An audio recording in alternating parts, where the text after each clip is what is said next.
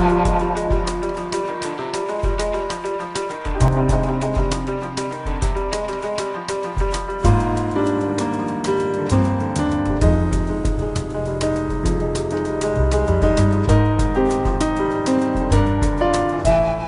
on se retrouve donc pour l'invité du jour et ce soir c'est François Bayrou qui est avec nous, bonsoir. Bonsoir. Alors merci beaucoup d'avoir accepté notre invitation. Alors on va parler un petit peu de votre venue ici. Vous êtes là pour soutenir Arnaud Lafont.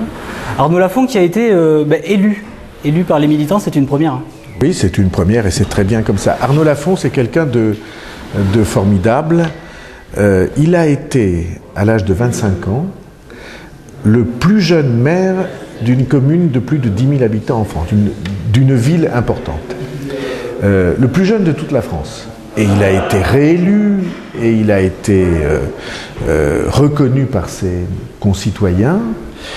C'est un jeune homme, et c'est un jeune homme implanté, enraciné, intelligent. C'est un renouvellement de la vie politique locale. Alors vous connaissez mieux la vie politique locale toulousaine que moi, et de la région Midi-Pyrénées, mais la seule chose qu'on peut dire avec certitude, c'est qu'il n'y a pas beaucoup de renouvellement.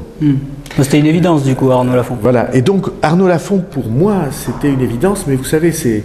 je crois, je dis ça à ceux qui nous écoutent, je suis sûr qu'il a un grand avenir.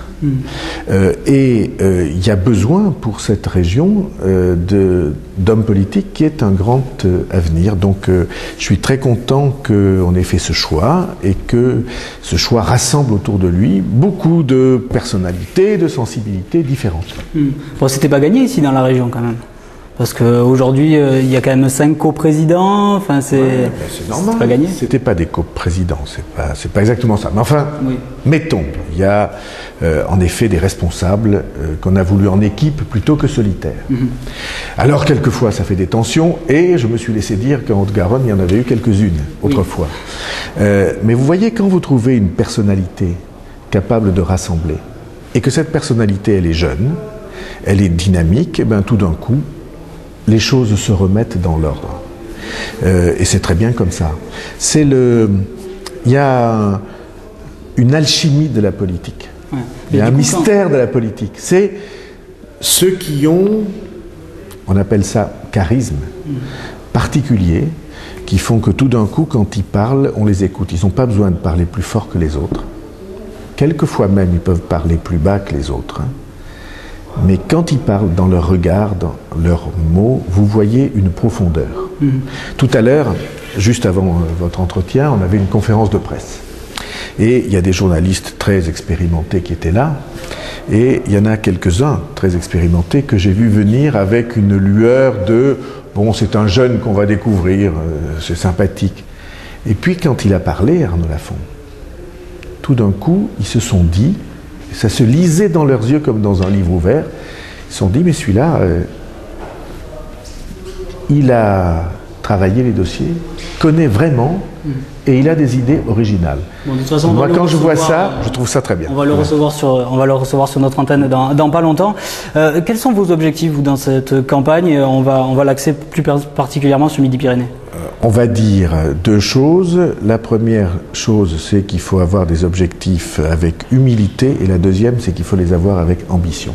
Bon, donc plus de 5 et plus de 10 si possible. Ne limitez pas vos ambitions. Quand vous êtes une télé comme Télé Toulouse, vous ne limitez pas vos ambitions. Ce que vous voudriez bien, c'est que tous les spectateurs de l'agglomération vous écoutent, vous regardent. Eh bien, c'est la même chose quand vous faites de la politique. Quand vous avez un club de football ou de rugby, les uns marchent mieux que les autres. Mais quelle est votre ambition? Eh bien, c'est d'être au plus haut niveau possible. Et dans la politique aussi, surtout quand vous êtes un parti de renouvellement et un parti jeune, quand vous avez des candidats que vous présentez pour la première fois sur la scène publique, au grand public, ne limitez pas vos ambitions. Et en même temps, pas de grosses têtes. Voilà. Vous travaillez pour l'avenir donc, avec Arnaud Lafont? Pour l'avenir, et j'espère pour le présent. En tout cas pour l'avenir de la région, je n'ai pas de doute. Je sais que s'il est là, lui avec son équipe, la région ne sera pas tout à fait la même. Aujourd'hui, il y a Martin Malvy, il y a Brigitte Barège, on a Gérard Onesta, vous êtes les quatrièmes?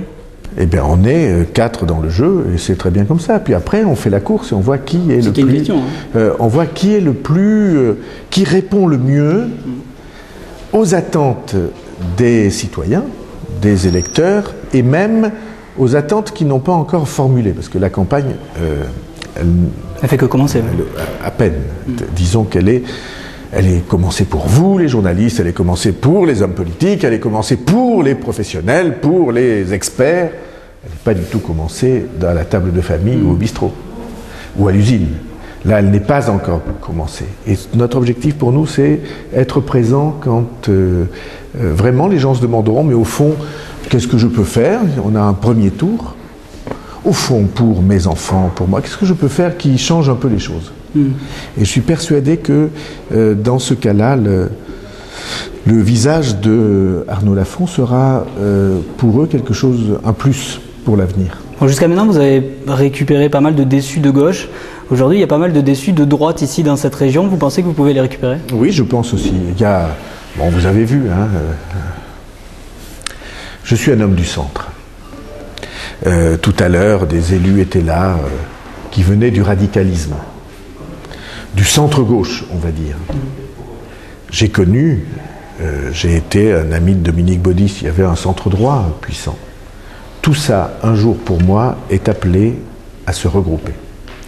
Alors le jour viendra, pour ça il faut trouver le bon moment, trouver le bon leader, trouver l'envie de le faire. Je suis persuadé que ça se produira. Et à ce moment-là, la région, elle sera dans son juste équilibre. Quels sont les grands axes que vous allez aborder? Et peut-être la ville aussi. Sur la région, les grands axes de campagne? On vient là, dans le cadre où nous sommes, là, on est dans une entreprise qui est incroyable, exceptionnelle. C'est une entreprise qui a été développée par un ingénieur de très grand niveau.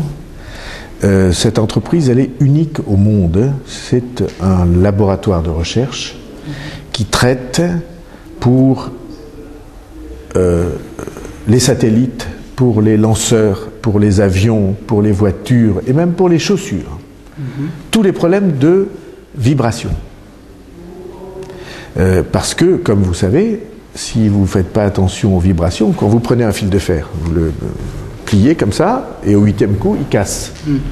C'est la même chose pour un avion. C'est la même chose pour un grand immeuble métallique. C'est la même chose pour un satellite. Et c'est la même chose pour votre corps si la chaussure n'absorbe pas ces vibrations.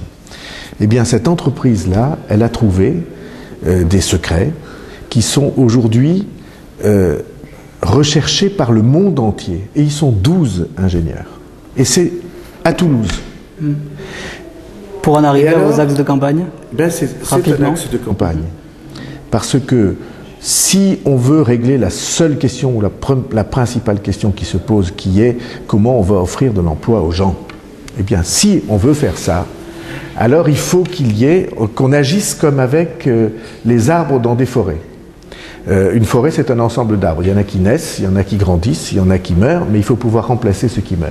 Il faut qu'on implante de nouvelles activités. Moi, j'ai une certitude. On a vécu depuis des décennies, et tous ceux qui vous écoutent le savent, on a vécu depuis des décennies le temps des délocalisations, où l'activité fiche le camp. Toute l'activité agricole, l'activité industrielle, la fabrication, il n'y a plus une chemise qu'on fabrique chez nous, il n'y a plus une chaussure qu'on fabrique chez nous. On est complètement peu à peu dépouillé de tous les savoir-faire qui s'en vont, et quelquefois de savoir-faire industriel. Il faut entrer dans le temps des relocalisations. Si vous me demandez donc l'emploi. Pas seulement l'emploi, parce que l'emploi, il n'existe que si vous avez des activités qui soient vivantes et reconnues dans le monde entier.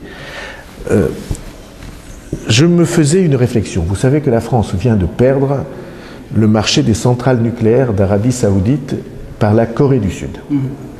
Que nous avons perdu le TGV, très gros marché sur la planète, par la Corée du Sud. Je parle Alstom là, je parle chez nous. Et tout d'un coup, quand vous réfléchissez, Vous dites, mais qu'est-ce que c'est la Corée du Sud? C'est pas 1 milliard d'habitants comme la Chine. La Corée du Sud, c'est 50 millions d'habitants, moins que la France. L'heure de travail est plus chère qu'en France. Et cependant, ils nous piquent des marchés. Pourquoi? Je vais vous dire le secret. Le meilleur enseignement primaire du monde, les meilleurs résultats enseignement primaire du monde, le plus grand nombre d'étudiants à l'université dans le monde et des industriels qui sont reconnus comme des créateurs de produits, d'activités, de modèles, comme on dit, de process, enfin, de manière de fabriquer. Et tout d'un coup, cela pique des marchés à tout le monde sur la planète, y compris à nous, là où nous croyons être des points forts.